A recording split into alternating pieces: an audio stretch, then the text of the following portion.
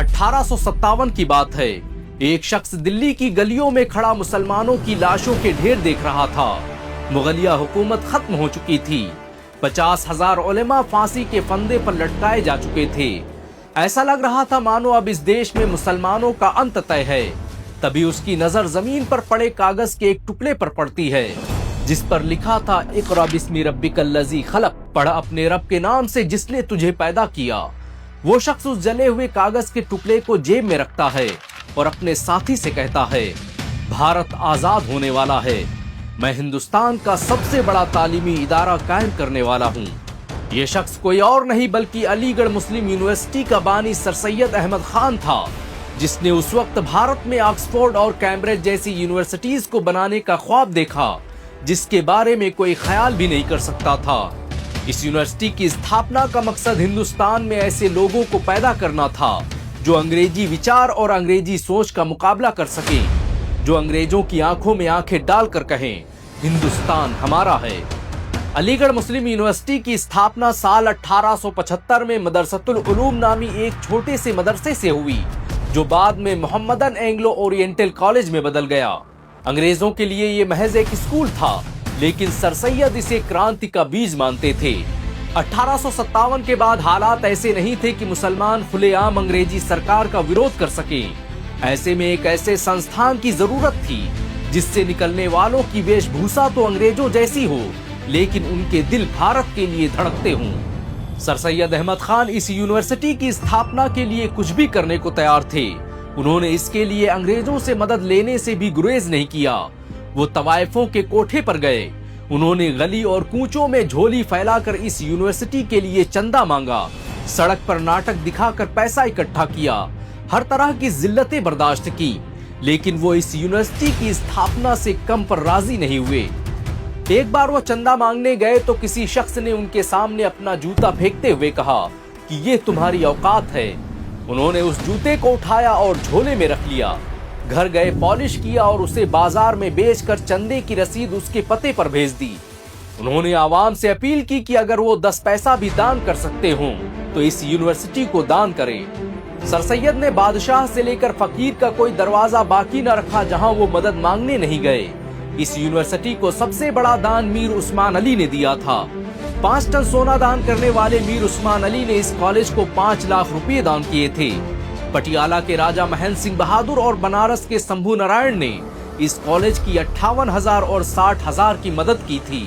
Sir Syed राजा महेंद्र सिंह बहादुर से चंदा लेने बाराबंकी के जज इकबाल अली के साथ खुद पटियाला गए थे। 1920 में जब इस कॉलेज को यूनिवर्सिटी का दर्जा दिया गया तो महमूदाबाद के राजा सर मोहम्मद अली मोहम्मद खान ने इस यूनिवर्सिटी को लाखों रुपए दान किए। उन्होंने इस कॉलेज को यूनिवर्सिटी में बदलने के लिए अपनी पूरी ताकत लगा दी।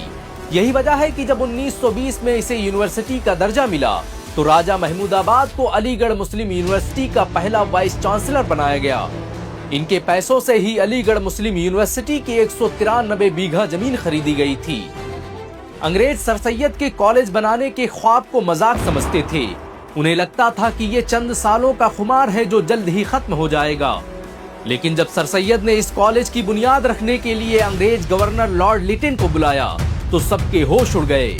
किसी को यकीन नहीं हो रहा था कि एक मुसलमान ने समाज के दबे कुचले लोगों से 1-1 रुपया लेकर भारत के सबसे बड़े कॉलेज की स्थापना कर दी थी। 1857 के विद्रोह के बाद इस यूनिवर्सिटी की स्थापना मुसलमानों की सबसे बड़ी कामयाबी थी। अंग्रेजों को अगर अंदाजा होता कि आगे चलकर इसी यूनिवर्सिटी में बैठकर ब्रिटिश साम्राज्य को खत्म करने की पटकथा लिखी जाएगी तो वो कभी इसे स्थापित होने नहीं देते। इस यूनिवर्सिटी के प्रांगण में बैठकर ही मुसलमानों ने खिलाफत आंदोलन से लेकर असहयोग आंदोलन के मंसूबे तैयार किए।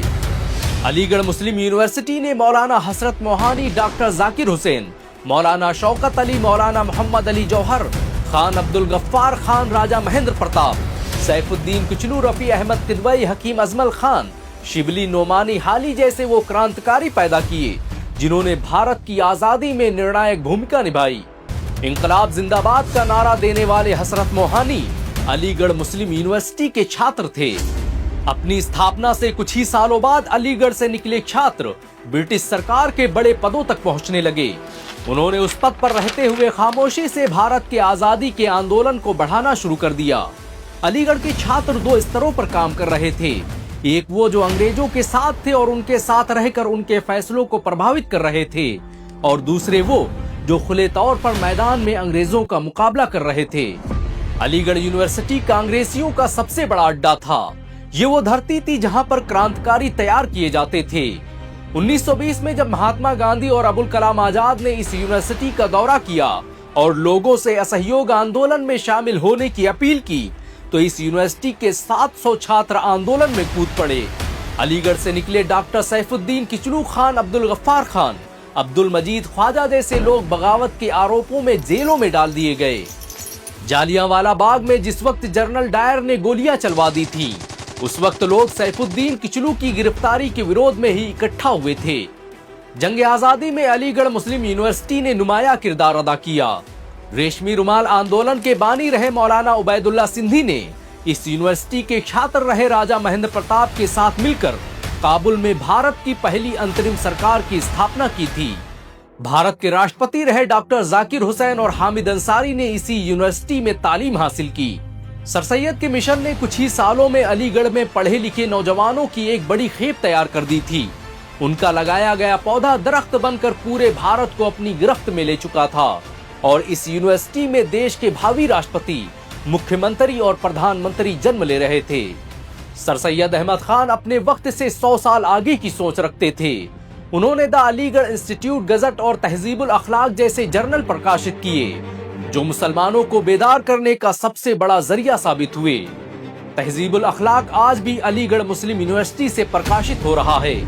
इसके बारे में उन्होंने लिखा था कि हमारा मिशन इसके जरिए दीन दुनिया की भलाई की कोशिश है और उन कमियों को दूर करना है जो हमारी कौम में है। उनके जरिए शुरू किया गया the Aligarh institute gazette Bharat का पहला साइंटिफिक बाइलिंगुअल जर्नल था। अलीगढ़ मुस्लिम यूनिवर्सिटी ने न जाने कितने वैज्ञानिक और राजनेता पैदा किए। आज भी नासा जैसे संस्थानों में काम करने वाले वैज्ञानिकों की एक बड़ी तादाद ऐसी है जिन्होंने अलीगढ़ मुस्लिम यूनिवर्सिटी में तालीम हासिल की। अलीगढ़ के छात्र आज कैंसर के इलाज से लेकर चांद पर पहुंचने के मिशन का हिस्सा बन चुके हैं। इस यूनिवर्सिटी से निकले फ्रैंक एफ इस्लाम अमेरिकी राष्ट्रपति बराक ओबामा की टीम का हिस्सा रह चुके हैं। उन्हें 2013 में Kennedy centre of performing art का जनरल ट्रस्टी नियुक्त किया गया था। फ्रैंक इस्लाम दुनिया की मशहूर कंपनी QSS ग्रुप और FI इन्वेस्टमेंट के मालिक भी हैं। अलीगढ़ मुस्लिम यूनिवर्सिटी भारत के मुसलमानों की पहली यूनिवर्सिटी थी। सर सैयद द्वारा स्थापित की गई इस यूनिवर्सिटी ने पूरे भारत में इंकलाब पैदा कर दिया था। यही वजह है कि महात्मा गांधी सर सैयद अहमद खान को शिक्षा जगत का पैगंबर कहते थे। अल्लामा इकबाल ने कभी सर सैयद के बारे में लिखा था कि सर सैयद की जात बुलंद थी, बड़ी हमेगीर थी। अफसोस कि मुसलमानों को वैसा फिर कोई रहनुमा नहीं मिला। अलीगढ़ यूनिवर्सिटी ने उस वक्त मेडिकल कॉलेज, इंजीनियरिंग कॉलेज और टेक्नोलॉजी सेंटर स्थापित किए जब भारत में इनकी तादाद न के बराबर थी। तिब्बिया कॉलेज और जामिया मिल्लिया इस्लामिया का जन्म अलीगढ़ मुस्लिम यूनिवर्सिटी के आंगन में हुआ था। इसकी स्थापना करने वाले हकीम अजमल खान अलीगढ़ मुस्लिम यूनिवर्सिटी के छात्र थे। अलीगढ़ यूनिवर्सिटी ने 50 सालों में ही सारे समीकरण बदल दिए थे। भारत का कोई शहर और कस्बा ऐसा नहीं था जहां पर अलीगढ़ मुस्लिम यूनिवर्सिटी से पढ़े डॉक्टर, इंजीनियर और टीचर न मौजूद हों। 1925 तक इसमें पढ़ने वाले लोगों की तादाद 3000 तक पहुंच गई थी। भारत के मेडिकल सिस्टम को मजबूत बनाने में अलीगढ़ मुस्लिम यूनिवर्सिटी के योगदान को कभी भुलाया नहीं जा सकता।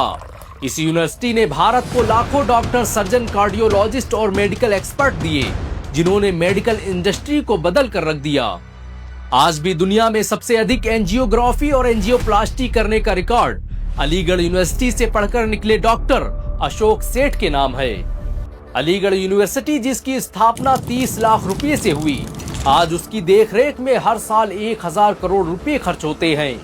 इसे भारत के सबसे बेहतरीन शिक्षण संस्थान होने का खिताब भी दिया जा चुका है। अलीगढ़ यूनिवर्सिटी में 300 से अधिक विषयों की शिक्षा दी जाती है और इसमें काम करने वाले लोगों की संख्या 5000 से अधिक है। 1155 एकड़ में फैली ये यूनिवर्सिटी आज पूरी आबोताब के साथ भारत को अपनी गौरव गाथा सुना रही है। वैसे अलीगढ़ मुस्लिम यूनिवर्सिटी के बारे में आपके क्या विचार हैं, नीचे कमेंट में जरूर बताएं। अगर आपको एक मुसलमान होने के नाते गर्व महसूस हुआ हो तो इस वीडियो को लाइक और शेयर जरूर करें। ऐसी और वीडियो को देखने के लिए हमारे चैनल को सब्सक्राइब करें, बेल आइकन जरूर दबाएं।